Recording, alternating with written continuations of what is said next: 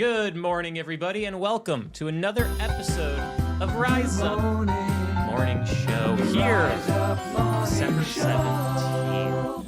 Fortunately, we still do not have Evan, but fortunately, you have myself and you have Alex, and also a bunch of people already in the chat asking a whole bunch of questions. But before we get to that, Alex, how are you? Good. I'm good. It's Good. It was not as freezing last night, so that's nice. Other than that, I don't know, man.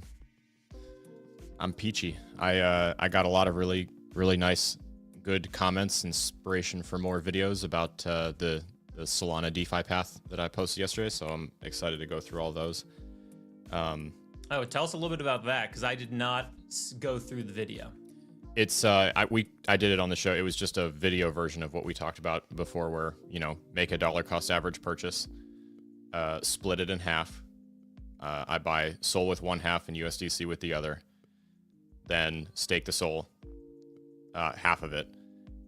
Take the liquid staking token, the Jito SOL from that, and loop it on Camino to supply some liquidity. More fees from that, and then the USDC, cut that in half and put half of it on the carrot and keep the other half in my swing trade position with the other half of the unstaked Solana. And then that's what gets, so that position keeps getting bigger and bigger, and it keeps trading back and forth, which compounds it on the trade and also on the investment. Mm-hmm. For people who aren't ready to go through all those steps yet, maybe they're new to DeFi, what would be your hey, that's what I'm doing right now. I can help guide you there and teach you to get there, but where should people start? Yeah, where do you think the best starting point is? It does sound confusing. It sounds a lot worse than it is. If I was to show you on screen, it's a lot easier than it sounds. The easiest way to get started, I would honestly say, is to just make your dollar cost average entry into USDC. Just buy the stablecoin, whatever your on-ramp of choice is, whether you're on Kraken or Coinbase or something like that, or you inside of a hot wallet, you can use a credit card, debit card, MoonPay, there's a whole bunch of different on-ramp services now. I would just find the one with the lowest fees, and then send it to any one of a number of protocols. Camino, you can put USDC there. They have a Prime Vault supplied by Stakehouse Finance, which is very similar to the way Morpho runs vaults. You can earn, I think, 6.65 right now percent APY on those dollars. You could go to DeFi Carrot and you could earn whatever their rate is right now. You could go to Aave with stablecoins. You can go to Anchor with stablecoins. There's a whole bunch of places you can go just with the tokenized dollar and immediately start earning better interest than any bank could ever give you. Mm-hmm. All right, cool. Appreciate the breakdown. There were some questions beforehand too I want to address before they get too far behind. There were two questions on my personal Pengu price targets. Personally, I would love to turn on a daily purchase of Pengu myself, somewhere between 0.008 and 0.0036. Okay, that's cents. It's just hard. Meme coins are tough sometimes with the prices. That's where I would like to buy it. If you were asking where my price target is for Pengu in the future, no clue. I have no idea, and I tend to not pick price targets. I also think picking price targets is a dangerous thing as an investor, because then there's that idea of, well, I won't sell until we hit that, and then you never take profits. And remember, taking profits is the number one way to actually make money, because it's the only way you make money. Crazy. It's amazing. Amen. In answer to the question, do you buy now or do you wait for it to fall another 20%? In that particular instance, of course, waiting for it to go down 20% would be better, right? No brainer. Sure. That is not a guarantee, which is why this is honestly financial advice. If you find yourself in a position where you are struggling with the decision to invest or to not invest in something, first, let's skip over the part that I hope you've already answered for yourself, which is, can I afford to make this investment, and how do I feel about the thing I'm investing in? And if those are both good, we've already covered those bases. Then, if it's well, I have no clue where price is going to go, me neither. Neither does Will. Neither does literally anybody. And anyone who purports to know otherwise is lying to you. So at that point, I would be well, in a perfect world, I would like it to go down 20% more before I buy, but that's not a guarantee. So what I'm going to do is I'm going to take a quarter of the money that I have right now and buy it right now. And then next week, I'm going to do it again. And then next week, I'm going to do it again. Or next month, I'm going to do it again. Or I'm just going to wait and see if it goes down. And if it does, I'll take another quarter of that stack and do that again. You can split it up. You don't have to full send with the entire allocation all at once. And that's why I love these stablecoin plays, because in the interim, while you're waiting for the crypto you want to buy to do the thing you want it to do before you buy it, just park the stablecoin somewhere and at least farm interest on it. Because that return is probably going to be better than the average like trading return on an altcoin right now. You know what I mean? Mm-hmm. Chance for it to swing, but also chance for it just to continue to bleed. Yeah. And on the topic of buying now or buying later, this is what I'm doing. So I do all this technical analysis. I am far more knowledgeable than most people and plugged into what's happening from a macroeconomic scene. I still know that I will be wrong. like, I don't know what's going to happen. I just try to make as informed guesses as I can, and it tends to work out more so than not. But I don't know what's going to happen. So for the things that I believe in long term, I personally have very long price targets for them, like very long-term, like investor mindset, I mean. So I buy Bitcoin, Ethereum, and Solana every day, no matter what, with a coffee's amount of money for each. But if we do get another dip, because I do personally see the possibility of targets for Bitcoin below $70,000, if we get that for Bitcoin, my daily cost average into Bitcoin doubles. I now will buy 2 cups of coffee into Bitcoin, and I'll probably increase my purchase for Ethereum and Solana by a half a coffee, whatever that amount is to you, right? We're talking like $10 here, $7 here. And then I have a big stack of stable coins. And what I'll do is I will wait until I see Bitcoin show some kind of bullish formation on the chart, some kind of like bottoming. It's a double bottom. It's a significant, it's a lower low, but it's barely a lower low. And there was a lot of volume, or there's some kind of big bullish wick on the monthly chart or something, or we're getting close to a very large macro event. Then I'll go, cool, I have this big stack of stable coins. And then I'll start seriously dollar cost averaging in and start taking some large amounts going into Bitcoin, and then some smaller amounts into Ethereum and Solana. And then I'll have my very risky side of my portfolio, where I'll start building out a little bit more of an altcoin position of the things I've been paying attention to.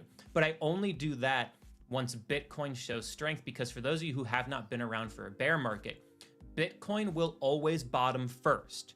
And then it'll be at that bottom and it'll start going up a little bit, but altcoins continue to bleed.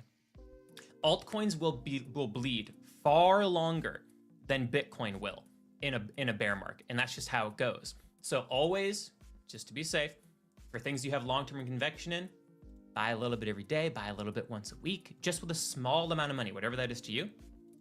Then increase it when you think you're really at a bottom, or you really think they're good prices, to make yourself feel good and really lower your average price.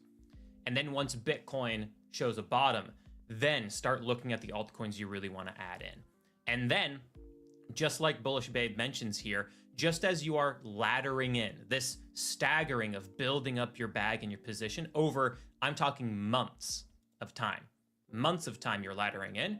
Then as the market goes up and you start getting above your average price point, start laddering out. Sell a coffee's worth every single day. Sell, $50 worth or 5% or 2% every week that you're up. Just sell 2%. You'll be able to do that indefinitely, because you'll always have 2% to sell. It's how percentages work, right? Ladder in, ladder out. You'll make money. If you lost money this time, do something wildly different because you tried to time the top and time the bottom. Understand you're not going to do that. Ladder in, ladder out. Make sure that you are in a position to make money. That's what we're here to do. The technology is great. It's very interesting, super cool, lots of benefits for people, but most of us are also here to make money. So let's make money and also figure out what kind of technology we can use to help improve our lives as well. Let's do both. We can walk and chew gum at the same time. Inquiring minds want to know, Will, are we talking latte, drip, black coffee special, Starbucks level coffee price when we're... Well, let's see. I just drink black coffee, but if that Dunkin', that's like $2.30. So I'm buying more than that. So let's just say it's like, I don't know, the average price of like a Starbucks coffee or some shit like that. All right. But you know, Excellent. Is it a black coffee? It depends on the person. Maybe you're buying your frap for $15 from Starbucks, or maybe you're buying a black coffee. You know, everyone has a different amounts of money to invest. So pick whatever's right for you. You know. Fair enough. But I drink iced black coffee when I'm not home, drinking espresso out of my fantastic Arculus espresso mug, which is not for sale. However, they totally should, because I feel like some people in our audience would absolutely buy them. It's a one of one. Arculus, hardware storage. Keep your crypto safe and your espresso hot. Hang on a second. Wait. Nope. There it is. Yeah, there it is. Wait, and now I gotta double ding it just so we're in the positive for dings. You said Starbucks. Solemn said, okay, so $40 then. Oh, so $40 then. I mean, hey, if that's the right amount for you, it's the right amount for you. I am going to start because like for the altcoins, and I saw some questions about Zora, and I do want to talk about that because I've been getting a lot of questions about Zora recently. We're also going to get a bunch of Coinbase announcements today because they have like some product launches being announced. There's a Coinbase event going on, and I'm not quite sure what time it's happening at, but it'll be interesting to see what Coinbase and Base announced today, because what Base does, what Coinbase do, really do shape and affect the market in crypto across the world, but also particularly in the United States, which is where we live. But on the topic of dollar cost averaging, I will be adding, because there's no meme coin I believe in except for Pengu. It's the only thing, just because there's an actual business behind it that makes money. If Pengu gets into my price targets of 0.008, as soon as it does that, I will start buying a dollar's amount of Pengu every single day as well. And again, my price target's there, 0.008 to 0.0035. And if we get closer to that 0.0035 and Bitcoin bottoms, well, then I will double the size of that daily cost average as well. And it'll be an interesting experiment too, because dollar cost averaging into Bitcoin is something that it's an experiment that gets done all the time, but dollar cost averaging like publicly into like a meme coin isn't something that does. So like I'll do it just for like shits and gigs, but also like I want more Pengu. So it'll be interesting to see how that like math breaks out, and I'll be happy to like post it, all those findings. But that's one that if you saw, because we've seen before days with a token like that doing 20 or 30% in a single day. If that happens, we're selling something. Oh yeah. Right? But I like my coins. I like my penguins. You can see them over here in the back. We can keep the penguins, but you will sell the Pengu when it goes up. Yes. Actually, I will. I'll sell the Pengu to be able to buy more Pudgy Penguin merch, because I do like it. Anyway, I want to talk a little bit about Zora because I've been getting a lot of questions about it, and I'm not sure why a lot of people are talking about Zora recently. For those of you who don't know, and I'll share this over on the big screen, Zora is like it's like an Instagram kind of thing that Base has built. I've posted some things over on Zora, and there's like an incentive model there. Like you post, you can make some money off of it if people engage with you, yada, yada, yada. To me, it's just a really bad version of Instagram. Maybe you could also just be a serial rugger and scammer and have some sort of name notoriety, and then you could go there and you could complain, and you could post stuff, and then Jesse Pollock will show up and buy thousands of dollars worth of your bullshit token. Oh, you mean Soulja Boy? Yeah. Yeah. So fun fact, Soulja Boy, the rapper, is a known cryptocurrency scammer and rug puller. 73 times for anyone keeping track. Number of times he's done paid undisclosed promotions of things that were scams, including his own things that he's rugged. 73. Wait, Alex, I know this comment from X is going to be interesting. So I know you guys are somehow connected with Jesse. Did you do an interview with Jesse so far? Well, Dip Signals on Twitter. Do we have a story for you that we will not share? We've tried, and there's been some interest, and then Coinbase wanted us to just shill a bunch of shit for free. Not that we would have done it for money anyway, but they're like, you need to say like a whole bunch of stuff positive about Base. And we're like, okay, well, we're not going to do that. And they're like, we're not going to pay you. And I was like, Alex was like, we said we weren't going to do this. And they're like, well, talk about us. And like, we talk about you anyway, because you're Base. You do a bunch of stuff in the space. And they're like, well, you're not saying enough. And we're just like, okay. Jesse said he was interested in talking. Well, he's not. He doesn't have time to do social media. Oh, okay. That was Wait, it. he can't He fit it into doesn't his have busy time. schedule of doing other shit on social media. That was it. Okay. Jesse does not have time to do social media. Really? Because he's right here doing social media on my phone. Yeah, the Base is a great layer 2. They build good products. Coinbase, I would say, doesn't make the best products, but they are great at being deal makers. They're great at making deals. They don't want to play ball. They want to work with anybody in the social media space unless they just like fall at their knees looking at them as if they are God and just like push whatever narrative they want to push. So I have some issues with them, but they're doing good stuff in the space. They just have their own decision. To them, they only want to work with people if they like just want to shill Base. And I get it as the business. You know, if you're gonna work with somebody, you want them to like only say positive things, but like if you fuck up, I'm gonna point it out. And some people no like that. Yep. In short, we tried. I don't care anymore. Yeah, I don't give a fuck anymore. I tried for way too long. I was strung along for way too long. Wasn't asking for anything in return. There was like literally a fake grant that was dangled, and then it was just a really bad. It was a really bad experience. A grant, and I was like, okay, well, like we'll do like XYZ. It's like, hey, just to be clear, nobody asked you for it. Like, no, but we really want to give this to you. There is no grant. Yeah, the spoiler, there was no grant.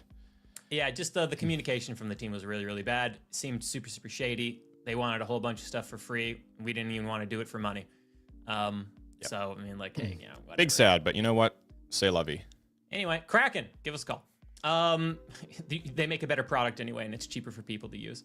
But anyway, so that's Zora. I'm not quite sure. So, like, anyway, the question was, like, are you bullish on Zora? Personally, no, because as of right now, it's a really bad product. If you go and check it out, I showed it on the big screen, and I know folks in TikTok didn't see it, but it's just a worse version of Instagram. Not many people use it. It's not as good of an experience. It's not a competitive product on the market with its competitors, which in this case is Instagram. And I just don't believe in Base's ability to build an everything app, which is like what they've been trying to do. And I just don't really know if there's like a point or a need to do it.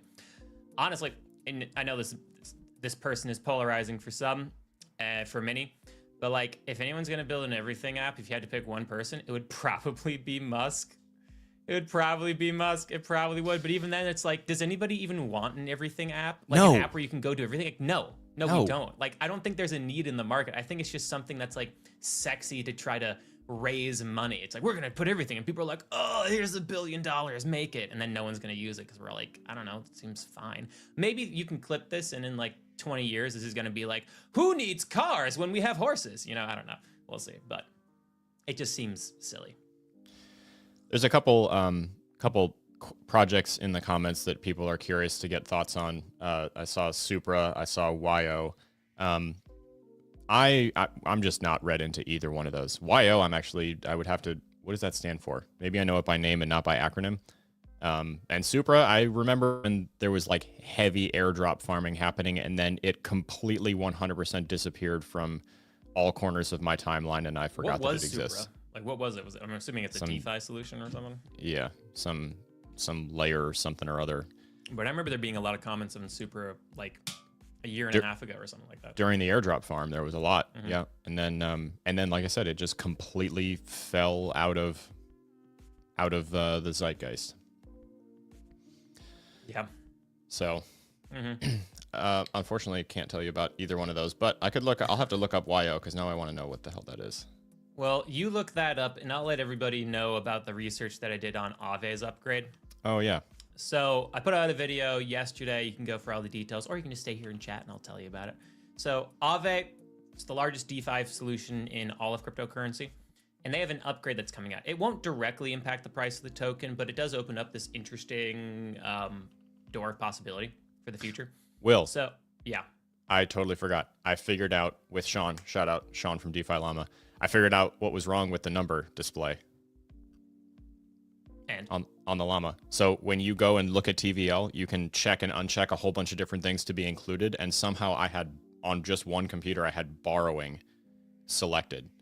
So I was seeing total TVL plus current existing documented borrows happening on the platform. That also which is why reminds it me, inflated everything. I pulled it up on my phone and I saw 50 billion pop up for like a tenth of a second, and then it switched to 30. Yeah. Yeah. It was So interesting. the actual TVL is like 33 or 32 billion. So Lido and Aave are close together, but at least yesterday Aave was still winning by a little bit. Yeah. Am I interested in Chainlink? Investing in Chainlink? I mean, yeah, I'm always interested in it. Like, it'd be an interesting part of a portfolio that's like, ooh, let me invest in like the key infrastructure pieces of crypto. And so that portfolio to me would be Ethereum, Solana, and Chainlink. Those are the three big infrastructure pieces of the entire altcoin space. And like, you know, you have close competitors like Avalanche and Squeeze coming up, and then like Stellar does some things, and you know, yada yada yada. But that's it. Yeah, sure, I'd be interested. Am I still bullish on Morpho? Yeah, they make a lot of money. They're continuing to expand their TVL.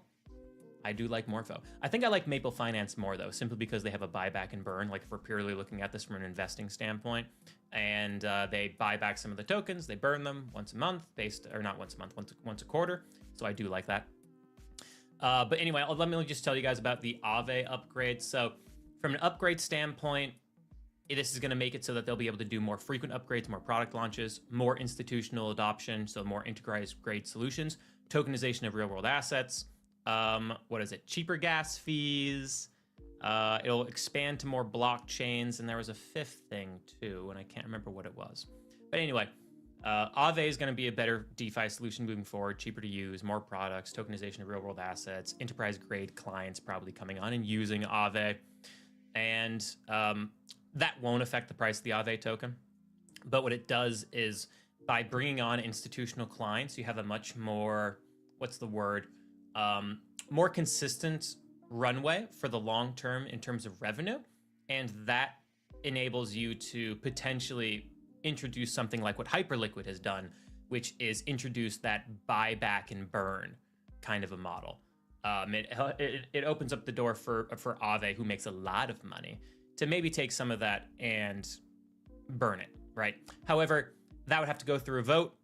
The vote would have to, you know, it probably wouldn't happen for like a year or so. But, you know, I do feel like you're going to have a lot of companies start copying the Hyperliquid model. Like, I mean, you already had Aster do it, which is, hey, this whole buyback and burn things is actually really popular for our token to go up in price, particularly if we make a lot of money. We'll probably get a lot of people to talk about us. And I think a lot of people would benefit from that. I know some people will philosophically disagree with buybacks and burns, but I mean, all these companies, you'll hear companies say, oh, we don't really care if our token price goes up because like we as a business, we're making money and we're bringing these clients and we're building these products and putting in that. I'm going to let you in on a little secret.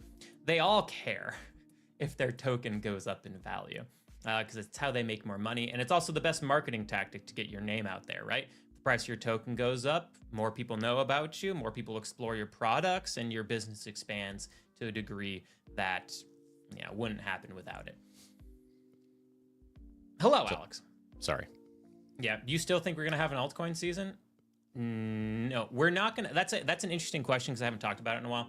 We're not gonna have an altcoin season until there are a lot of altcoin ETFs out there, because otherwise there's no easy way. And it's happening, right? Like the XRP ETF's out, the Solana ETF's out, the Doge ETF is out, Ethereum with staking, you know.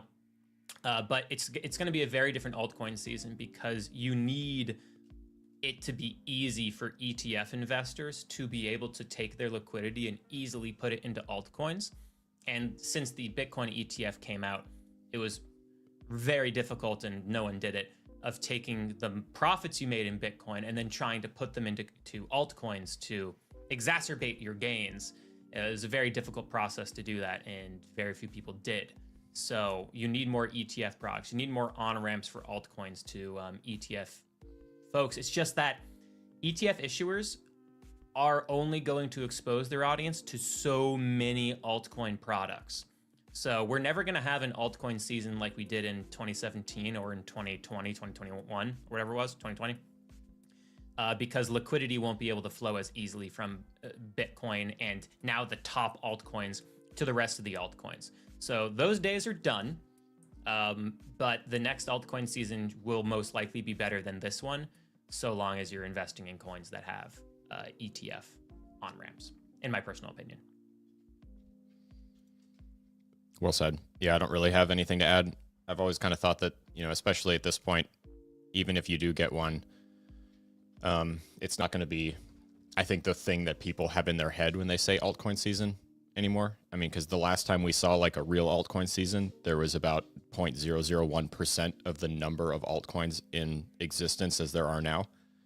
I remember seeing, 30,000 unique cryptos last go around, and now there are more like 30 million. Mm-hmm. So yeah, I mean, it's just too spread out. There's way too many people who are way too siloed into way too many things that are going absolutely nowhere for it to just pump. It's not one of those things where like, the rising tide will not lift every single boat, because most of those boats are scuttled. So it just isn't, they're not all going to come up.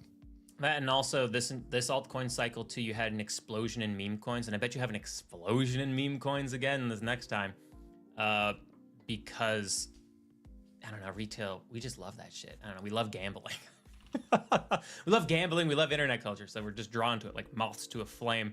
And then this time around, it absolutely just tanked liquidity on chain of like new investors just getting burned on meme coin after meme coin after meme coin after meme coin from pump.fun. And I don't expect that to stop. I expect that to continue. I bet there's probably going to be another pump.fun kind of season coming for us when markets turn back around again, because well, we're all degenerate gamblers to a certain degree.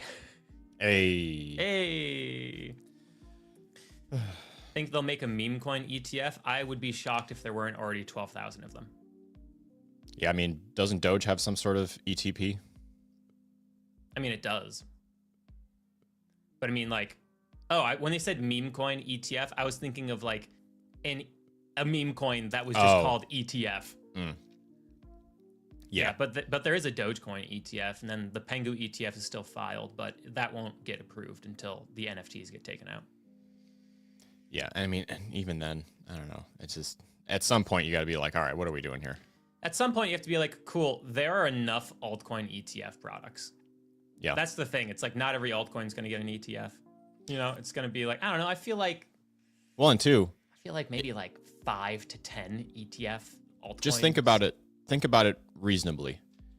Why do we care about an ETF happening, right? Because there's this optic that tons of inflows will force the custodian to buy a lot of that underlying asset and pump the price. I'm sorry, but like the crowd that you're trying to appeal to with more ETPs is not anxiously awaiting to put any part of their 401k into a fart. They're just not. Anyone who's interested in doing that is already very aware of how to do it with the meme. Access to the token vehicles is going to do way more for stuff like that. And I wouldn't even just say memes. I would say like fringe alts. Maybe a basket type of thing, with like the top 50 as it, rotates kind of a thing. But in general, I mean, more and more ETPs isn't good for anything or anybody. You're more and more and more fragmenting liquidity and interest across the entire space, which is exclusively a bad thing. This is one of those things that like, I don't know, maybe I'm just curmudgeon-y, but like as many people as are applauding corporate interests and corporate involvement, it's the same kind of thing with the ETFs. I think we were just sort of like sold a lie about ETFs, for a very long time. And then now it just seems like the thing that you need to be legit. And it's completely in opposition to what the token's supposed to be by itself. Centralizing holdership of it so that people can pretend to own it. I'm like, I don't even enjoy having the Bitcoin ETF, to be totally honest with you. I just want more capital gains free exposure in a Roth IRA to Bitcoin. It's the only reason I'm using it for a tax advantage. But every dollar that I spend on that, I'm like, could be holding Bitcoin with that instead. And so it bums me out a little bit, Well, for me, I'm kind of on a different side of the fence. I'm like, I'm just kind of here for number to go up, and then like I like using the tech because it's fun, because it helps make me money. I love DeFi. DeFi is great. DeFi is wonderful. Yeah. Oh my God. I am upset. I'm completely because it helps obsessed me make with money. it. Why? Because blockchain technology cuts out the middleman so that you can make more money. Hey. Yeah. I mean, it's one of those things. Why are we here? Because we have built a thing that has the potential to radically change and improve every individual person's financial life. And yet we're mostly interested in degenerate gambling and corporate interests, which is just like, ugh, we were so close. Yeah, we were closer in DeFi summer 2020 than we are currently. Oh my God, yeah. Well, Yeah, better products now, like that do more stuff and have more, easier time using them and all that sort of stuff. But at the same time, it's creeping a little bit farther on that decentralization spectrum. You'll know it's over when we go to our crypto conferences and everyone's in a suit. Yeah. And then there'll be like one person from back in the day who's still wearing like a Bored Ape shirt and has like a doodle tattoo on their neck. It's all about the conference you pick too. Like ETH Denver, not a lot of suits. Consensus, a lot of suits. Permissionless, suits. Emergence, so many suits. Bitcoin conferences. And then across those suits, one Alex with a black sweatshirt and the shortest shorts you've ever seen in your life. Just to show off that tattoo. You're goddamn right. Goddamn right. Alex is fun at parties. Mama B thing, Alex is fun at parties. No, I'm not. Question here, just because it's relevant again. I know if it's a topic we've talked about a lot, but Rada over on YouTube asks, William mentioned about Japan lowering rates. Is it happening? It's actually Japan hiking rates. So we've talked about this a lot, and I do think that the announcement of this is largely priced into markets, just maybe not necessarily the impact. So Japan is hiking rates. That news comes out tomorrow night. It's happening in Japan, so it's going to be like nighttime. If you're on the East Coast or if you're in Europe, it's going to be very late on the 18th or very early on the 19th. It's going to hike rates. It is a bearish event. However, I think that the actual announcement of itself is largely priced in. This has never been more telegraphed and communicated to the world than it has been this time around. So I really don't think it's going to be anything too crazy. However, it does put us on a path in crypto that is potentially bearish. So I want to be very clear with what I'm saying here. Hiking rates in Japan, it crunches global liquidity, okay? The crunching of global liquidity will hurt companies' ability to borrow money. Why is that a problem in crypto specifically? Why do we care about that? MicroStrategy on January 15th, or this might get kicked down the line, which would be honestly annoying. I'd rather have it happen sooner if it's going to happen. Morgan Stanley could kick MicroStrategy out of their indexes. This could cause a lot of selling on their stocks. Okay, why does this matter? MicroStrategy has a lot of Bitcoin. And we have been kind of talking about over the past 2 weeks since the CEO came out and said, hey, we might actually have to sell Bitcoin. And Michael Saylor came out and said, yeah, we might actually have to sell Bitcoin if this scenario plays out. What's the scenario? Price of Bitcoin goes down while the stock of MicroStrategy goes down. Morgan Stanley kicking them out would cause the stock to go down even more. And the other scenario is if we also can't get access to liquidity to keep borrowing Bitcoin. And so rate hikes in Japan make it harder for them to raise money to borrow money and to buy Bitcoin. And if their stock price goes down and Bitcoin goes down, that's the exact scenario where they then might have to sell some Bitcoin. The balance sheet of MicroStrategy shows that they would have over a year's worth of runway of cash before they would have to sell a single Satoshi in order to keep the lights on.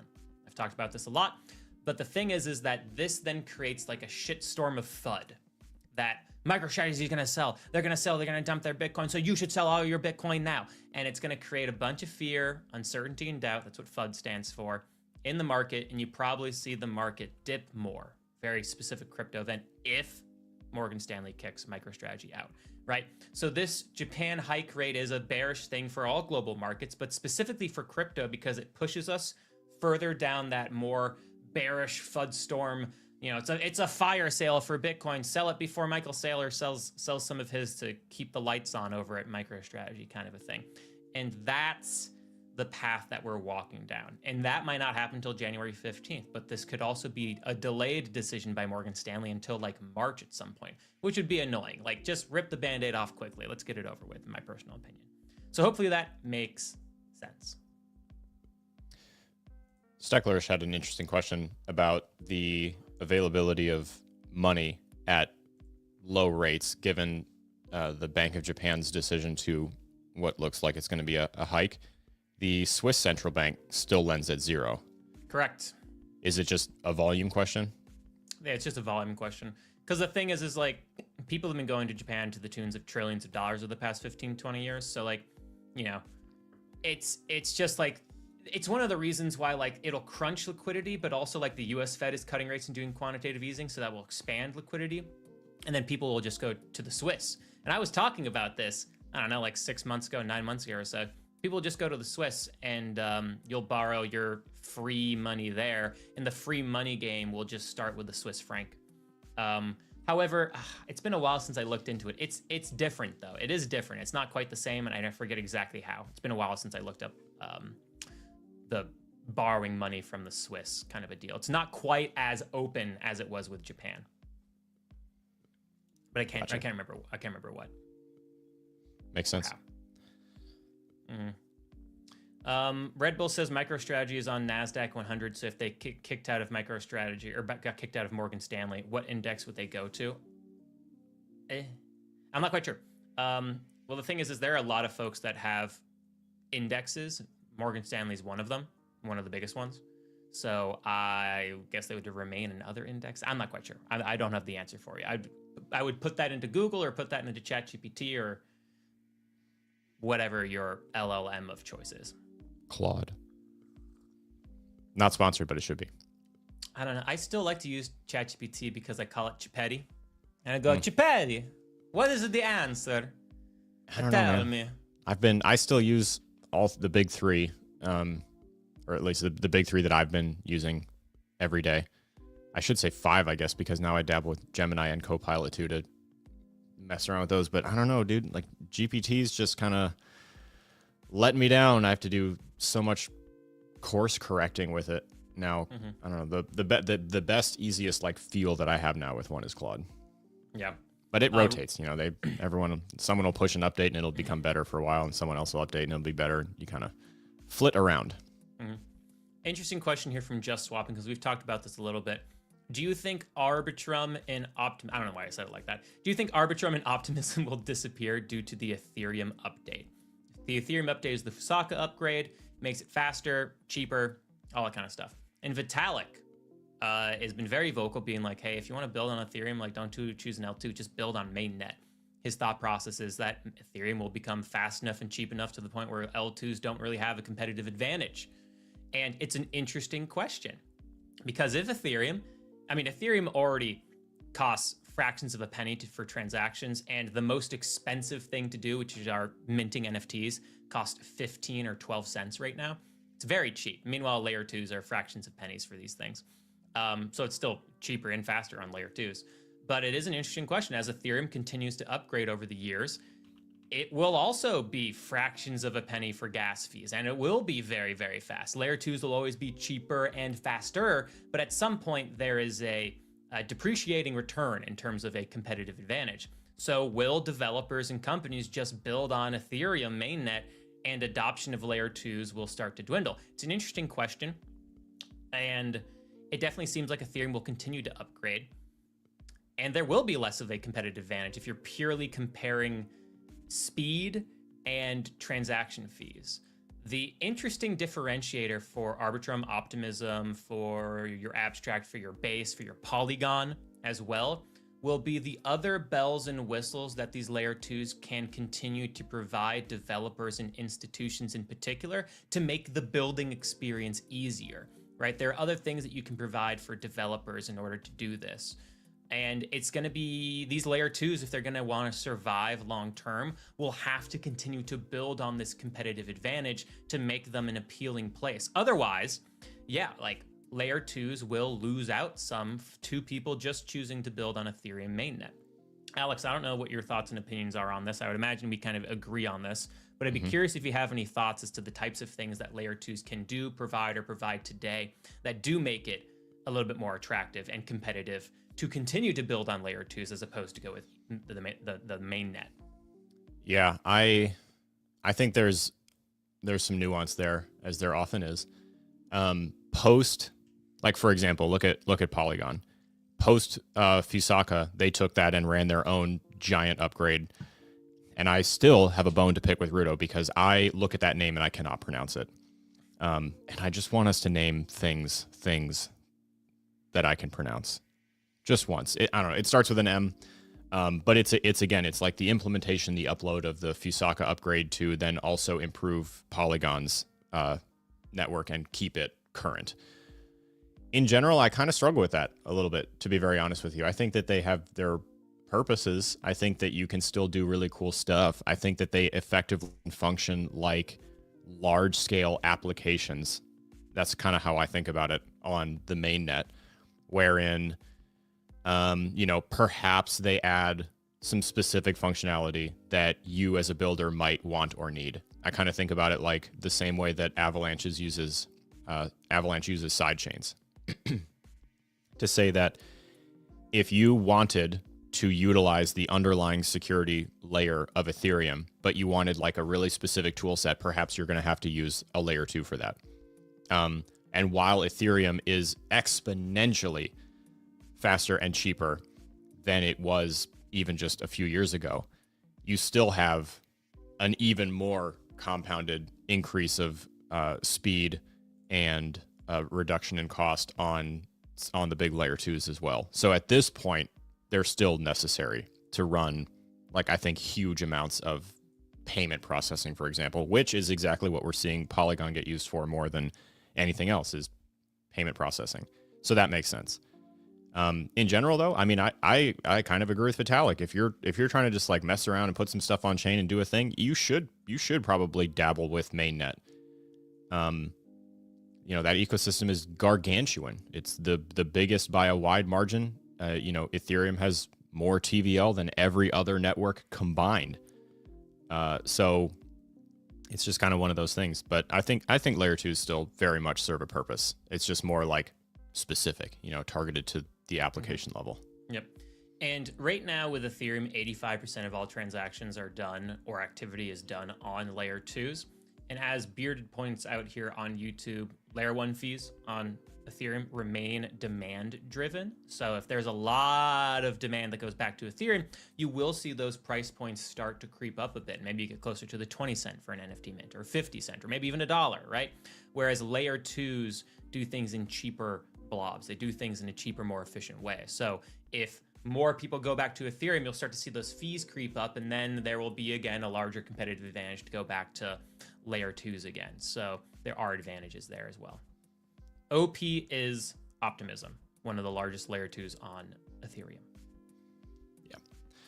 Yeah, I mean, it's the layer 2 conversation is a fun one to get kind of in the weeds on, when you're feeling particularly nerdy, because there's often the conversation, are they parasitic or are they complementary to the layer 1? And I've always kind of found that they are more complementary depending on how they run things. Like if the way that the layer 2 is, presented to people as a way to take the security of the layer 1. This is the point, by the way. A layer 2 is meant to utilize the security layer of the layer 1 and then just improve scalability. That's kind of the whole point in a nutshell. So if that's the way that they present themselves, I love it. Full send. I don't think we need 17,000 of them. I think, for a while we got into a trend where everyone and their grandmother was launching a new L2. But I don't know. I think it's all about kind of how it just like memes, honestly. It's how you present yourself. Could be parasitic if you were like trying to pretend that you weren't like a complement to the host network, and trying to like keep stuff more siloed. Then I would say that you're probably more of a parasite. Mm-hmm. Also, question here by Joseph on TikTok. Is there a website that shows every DeFi platform that can be used to gain yield? Hell yeah. Hell yeah, there is. It's called DeFi Llama. We talk about it all the time. And again, I think I said this yesterday, and I think I've said this a million times now. There is one site that will help you understand what's actually getting adopted in this space better than any others. It still has its flaws, as with everything, but it's the best we have, and it's also free. It is DeFiLlama.com. Not sponsored, because they don't make money.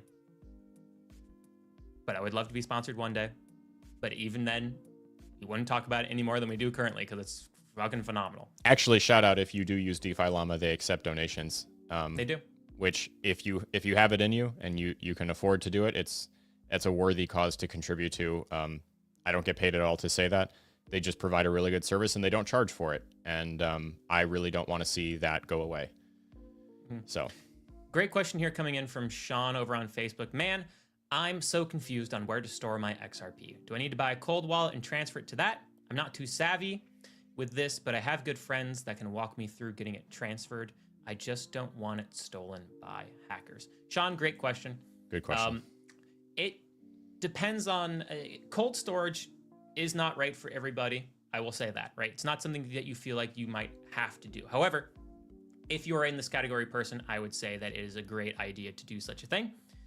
If you have long-term conviction in your XRP and you don't want it to be stolen and you don't trust holding it on an exchange, which very valid reasons to not trust exchanges, because if they go bankrupt or they mismanage your funds, it might take a really long time for you to get your money, particularly if it goes bankrupt. You might not get that money back for 4 years, right? And it also, if you're the type of person where it's like, I just want to have control of my money and I really don't want to befall prey to like maybe a phishing attack. I click the wrong link, they log into my Coinbase or Kraken account, they drain all of my XRP or whatever. You know, these are all valid concerns. And if you have long-term conviction and you're not looking to sell your XRP anytime soon, the market being down, I imagine you're in that field, then long-term cold storage is the correct path for you.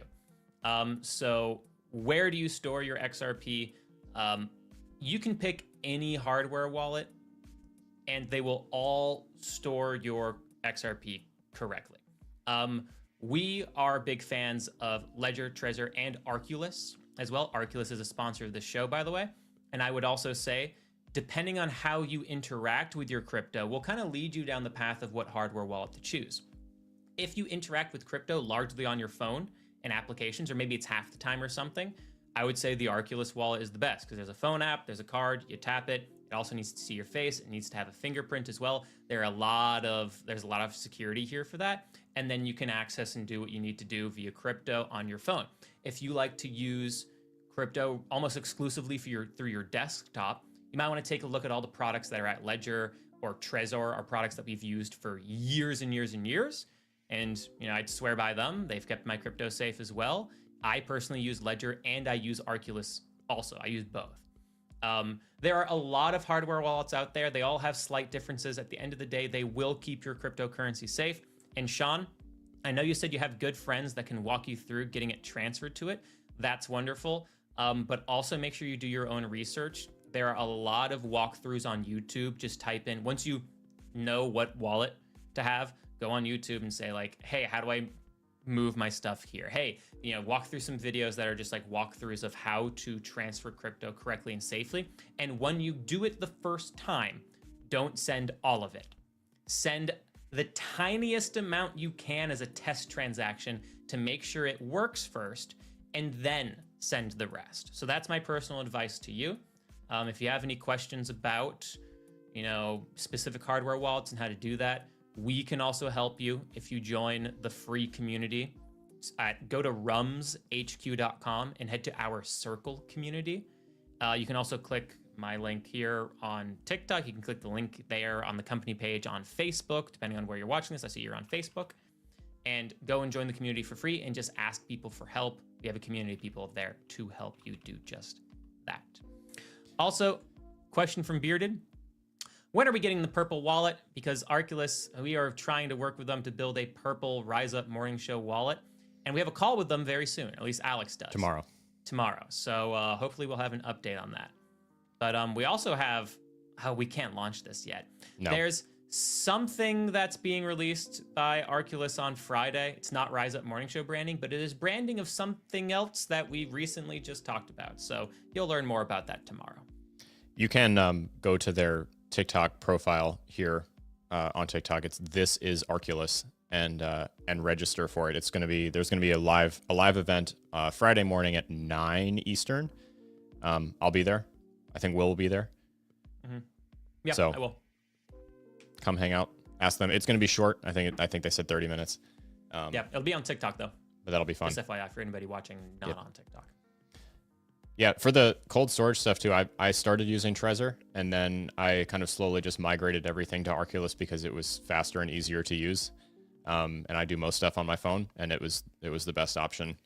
And then we were lucky enough to get to start working with them, so that's always fun. But no, I would say, to echo everything Will said, just be careful. I think cold storage is not the thing to do for everybody immediately, but the second you get to an amount of crypto that you plan on keeping for a long time that you would be really sad to lose, it's time to stop everything and learn about custody. That's when you stop buying, stop investing, stop buying more crypto, stop putting on the exchanges, stop, don't panic.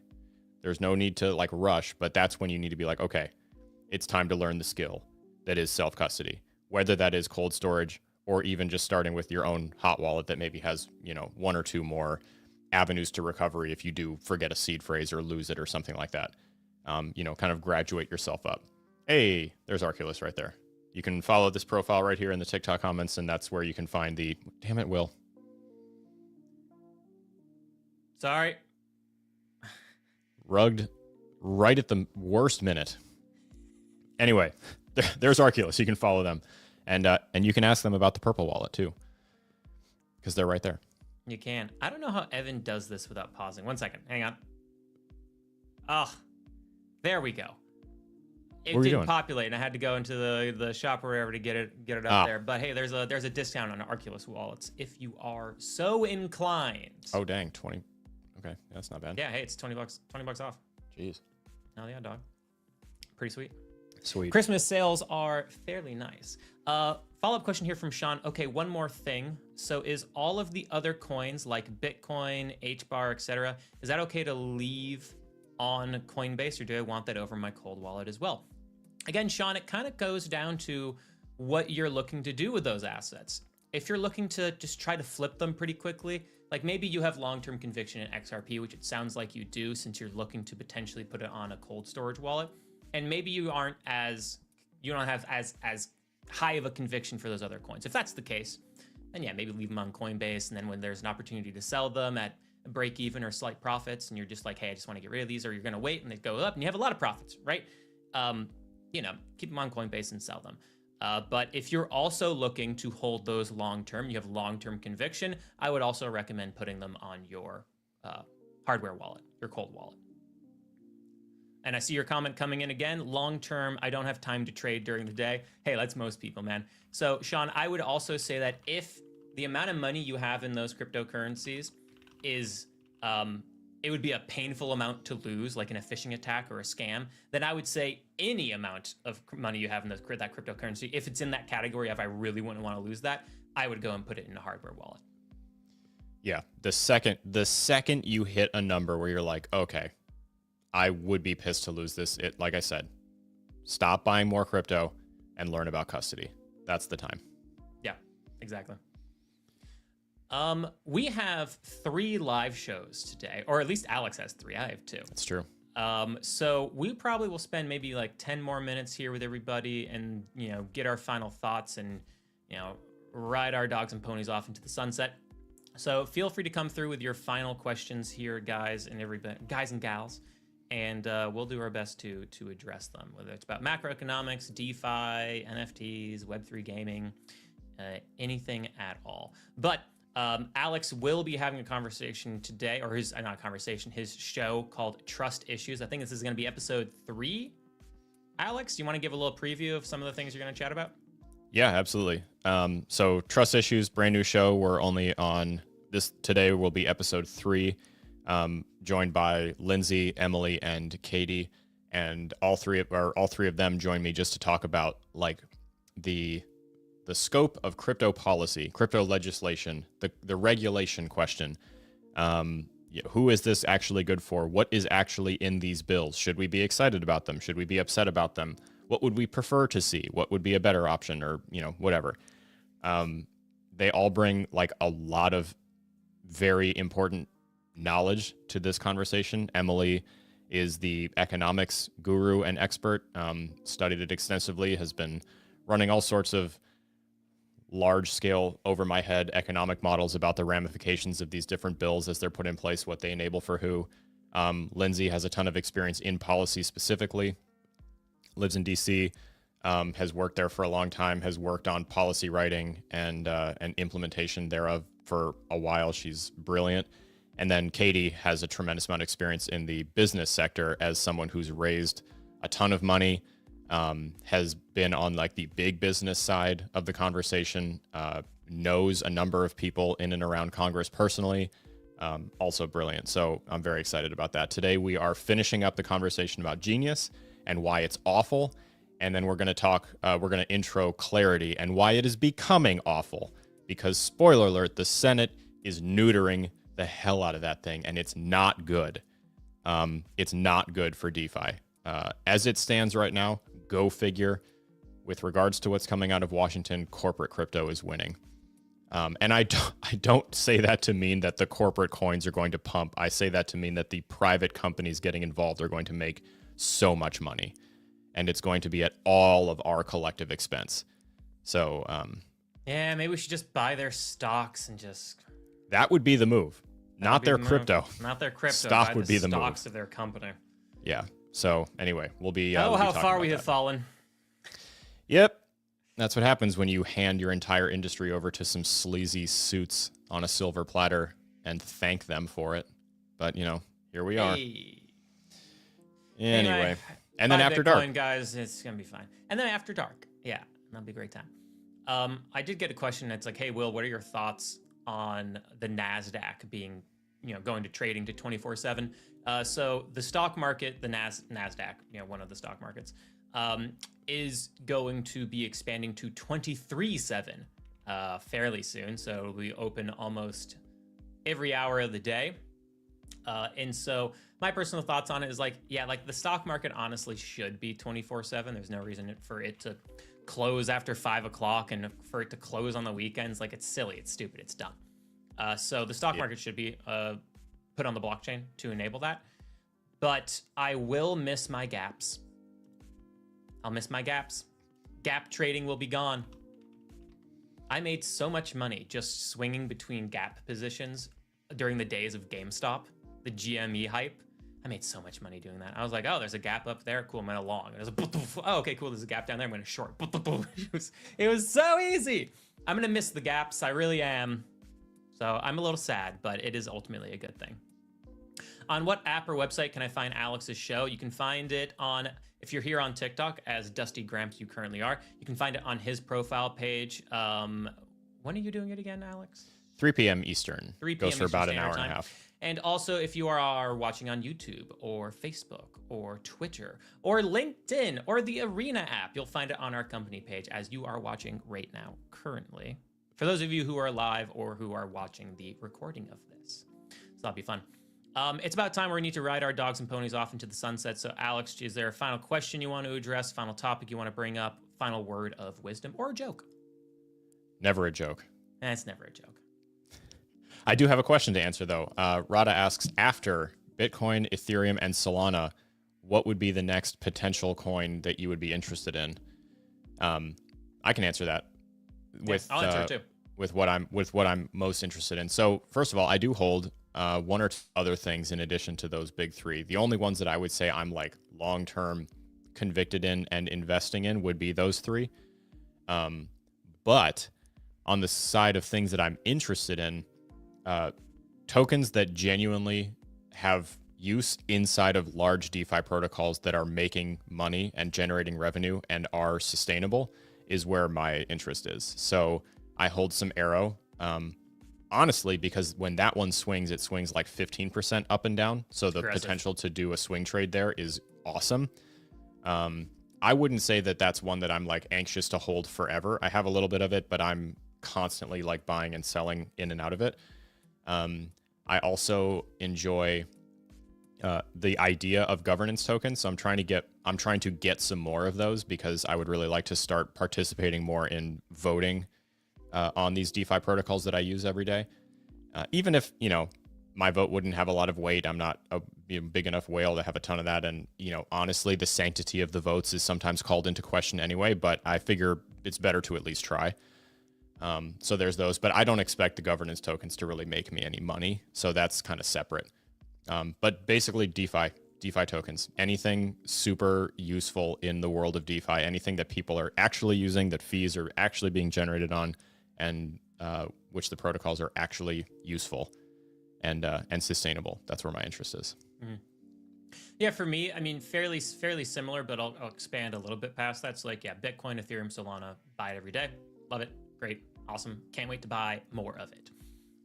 The other coins past that, I am interested in Uniswap because massive DeFi solution, tons of adoption, amazing revenue, and they are adding some more changes to their tokenomics. At least if the vote passes, and I think the vote finishes on the 20th of this month.